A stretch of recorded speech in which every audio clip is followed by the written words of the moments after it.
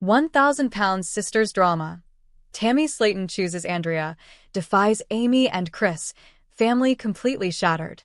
The Slaton family has always been a chaotic tapestry of love, laughter, and explosive confrontations. But in Season 8 of 1,000 Pound Sisters, the threads have finally unraveled. The central conflict isn't about weight loss or health scares this time. It's about loyalty, new love, and a betrayal that cuts deeper than any insult ever could. The family is shattered, and at the center of the storm is Tammy Slaton, who has made a choice that has left Amy devastated and Chris caught in the crossfire. Tammy has chosen Andrea, and in doing so, has seemingly declared war on the very family that fought to save her life. The tension had been simmering for months, a low hum of unresolved resentment that everyone could feel but no one wanted to address. It started as many Slaton family feuds do, with a text message. But this wasn't just any argument. It was the straw that broke the camel's back, or rather, the straw that reminded everyone of the camel that bit Amy. It was early morning, the kind of quiet hour where the world is still asleep, but the Slaton family group chat was already buzzing with a venomous energy. Amy, still grappling with the trauma of a bizarre incident at a safari park where she was bitten by a camel, had backed out of volunteering at an animal shelter with Tammy. To Amy, the fear was real. She had been arrested alongside her now-husband Brian, leavened on drug charges after the incident, and the psychological scars were still fresh. To Tammy, however, it was just another excuse. "You're a *king deadbeat mom," Tammy typed, the words appearing on the screen like a physical blow. The accusation was nuclear. It was a line that, once crossed, signaled that the sisterly bond was not just fractured, but obliterated. Amy had been working tirelessly to be a good mother to her two boys, navigating divorce, new relationships, and her own weight loss journey. To have her sister, her former best friend, throw that in her face was unforgivable. "I can't handle her toxic ass no more," Amy sobbed later, her voice cracking under the weight of the betrayal. "I'm done." The fight quickly escalated beyond a simple text exchange. It became the defining conflict of the season. Chris Combs, the family's long-suffering patriarch, tried desperately to mediate. But every attempt to bring the sisters together was met with stubborn resistance. "Every other word is an F-bomb," Chris lamented, scrolling through the endless chain of abuse in the family chat.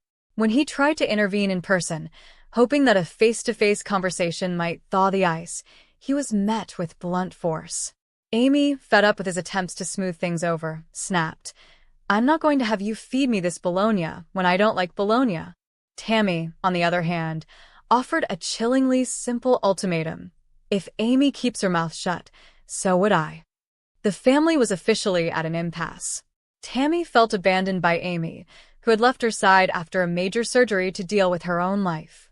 Amy felt judged and attacked, labeled a bad mother by the very person she had spent years nursing and caring for. Tammy's relationship with Andrea Dalton had been a secret for months. After the tragic death of her husband, Caleb Willingham, Tammy had reevaluated her life and her sexuality. She had previously identified as pansexual, but after Caleb's passing, she stated, "I just don't want to be with men anymore." She met Andrea on a dating app, and their connection was instant. "I had just got on there. I wasn't on there very long, and I saw her and she saw me and we just started talking," Andrea recalled. Initially, Tammy was terrified to tell her family. She knew they had opinions, and she was unsure how they would react to her dating a woman. However, when she finally introduced Andrea to her sisters, Misty and Amanda, the reaction was surprisingly supportive. Amanda, who has a gay son, was confused by Tammy's hesitation. "I don't care as long as she treats you right," Amanda said.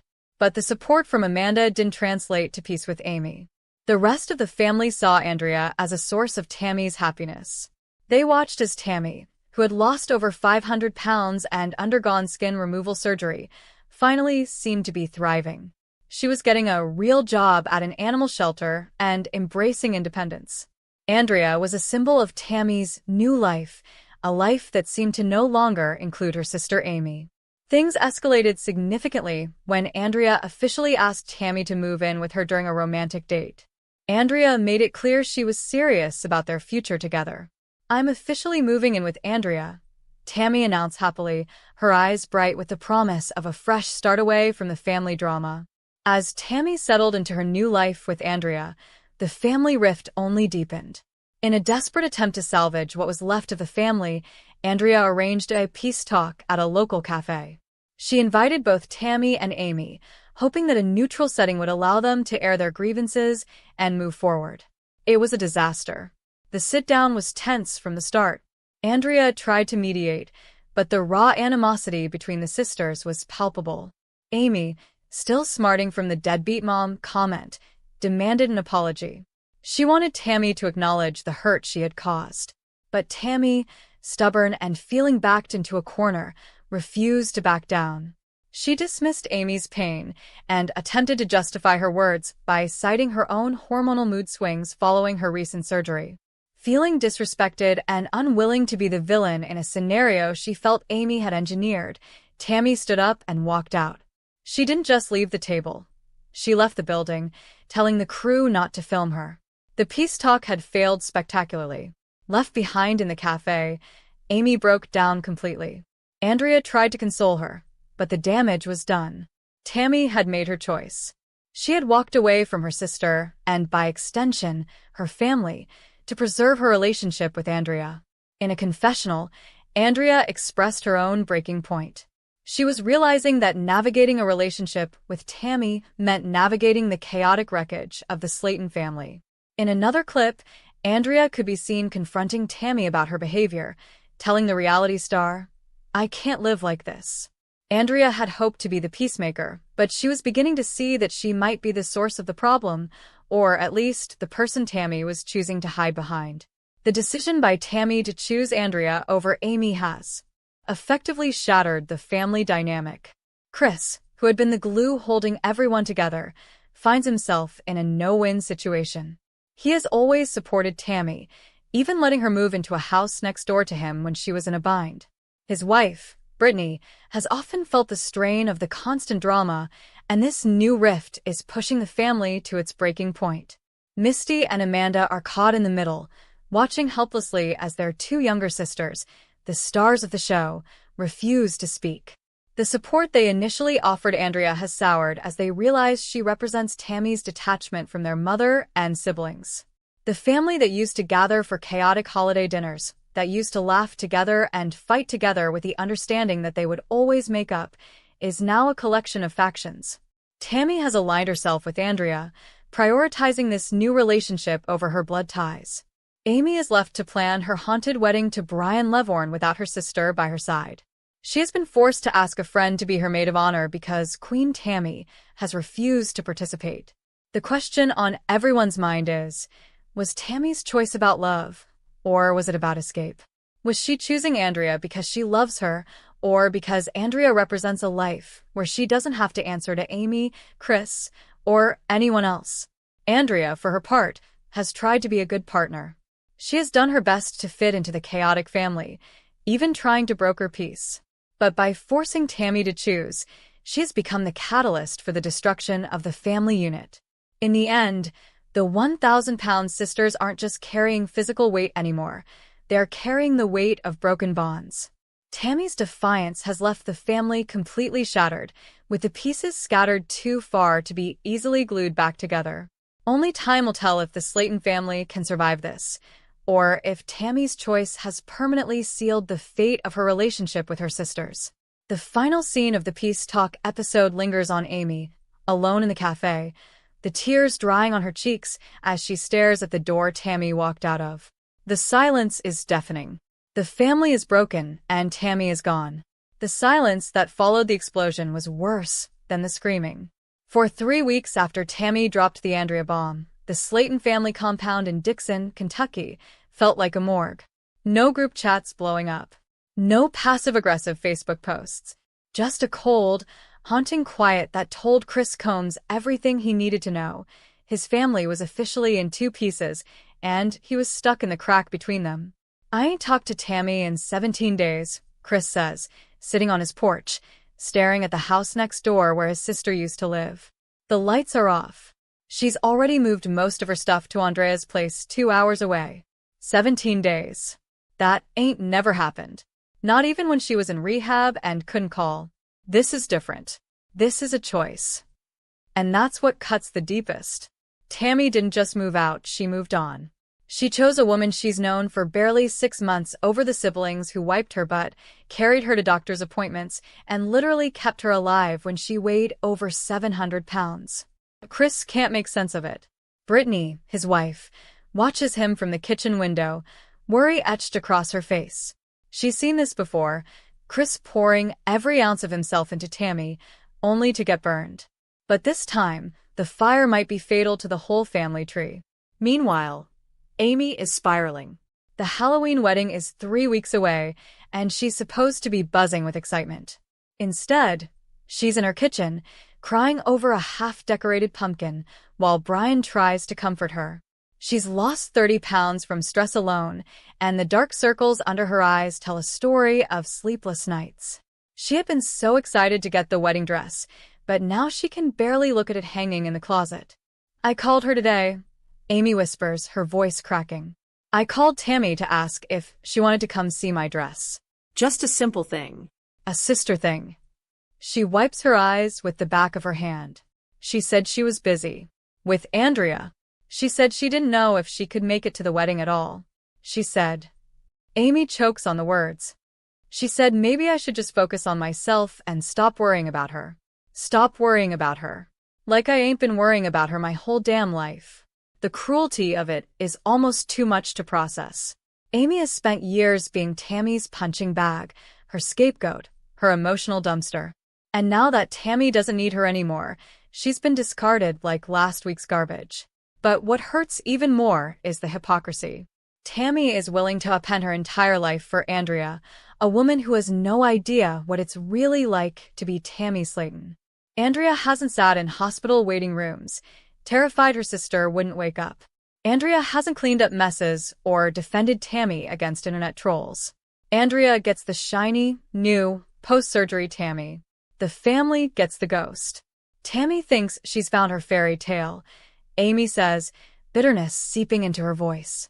But Andrea don't know the real her. Andrea don't know about the tantrums, the meanness, the way she can look at you like you ain't even human.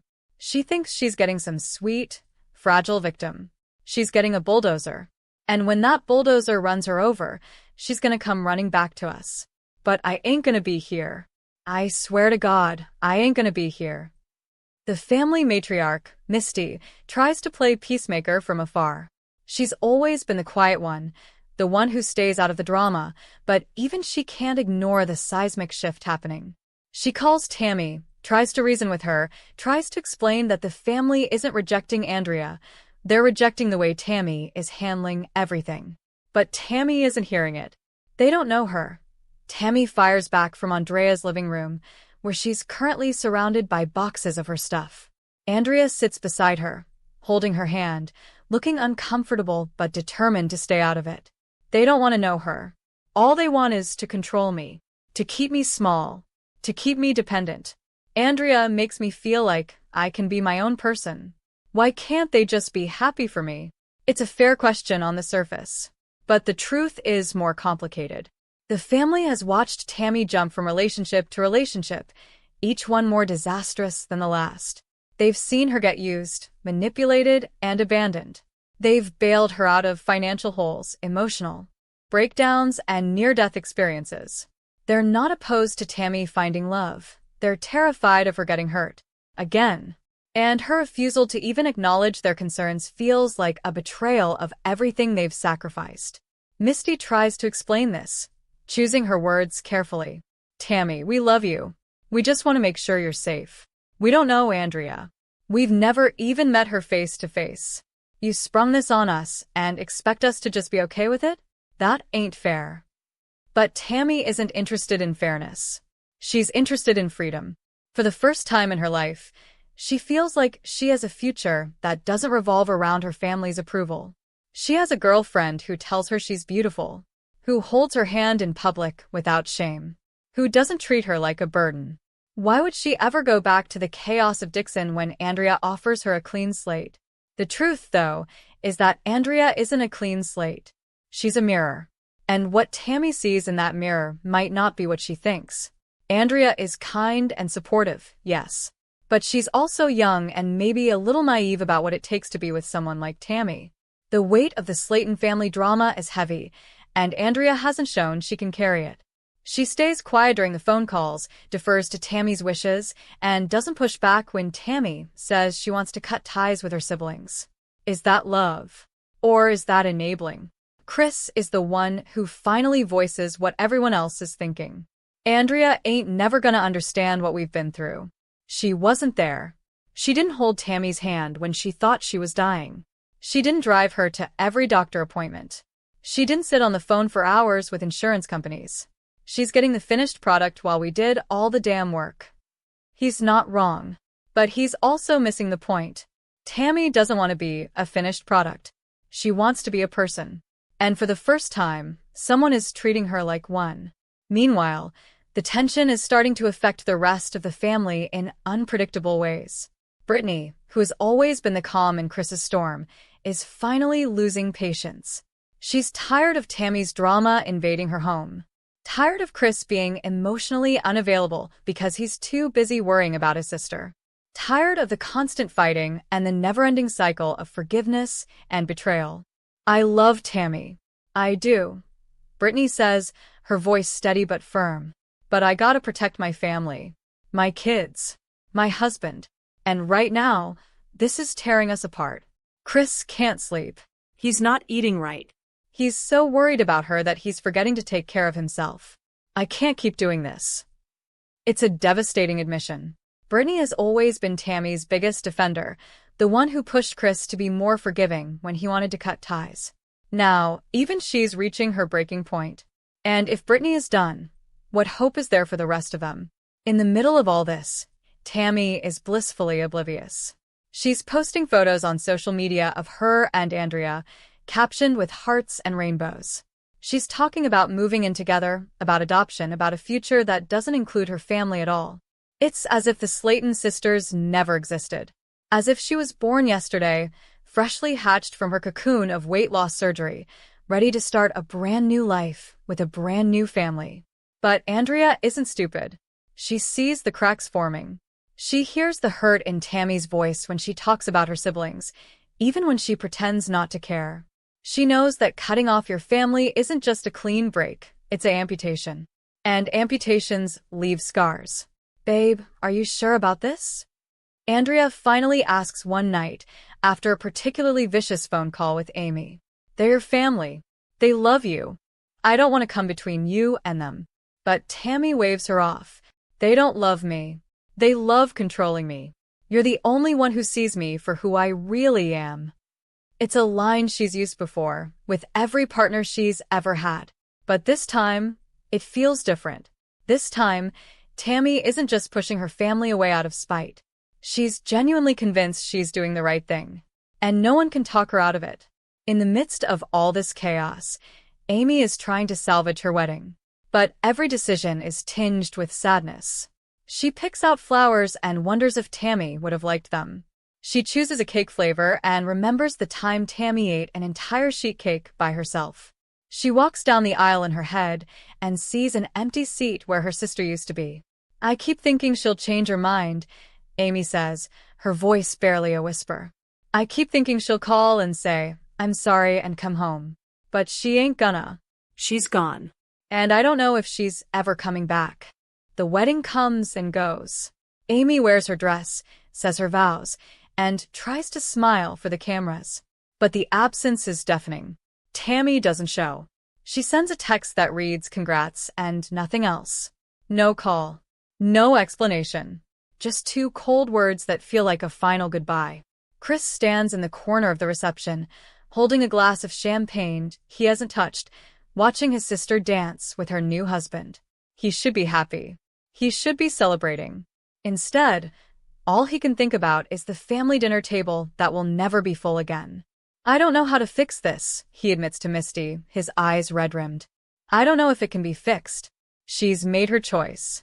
And I gotta accept that. But it don't mean I ain't hurt. It don't mean I don't miss her. Misty nods, tears streaming down her cheeks. She's always been the strong one, the stoic one. But even she can't hold it together anymore.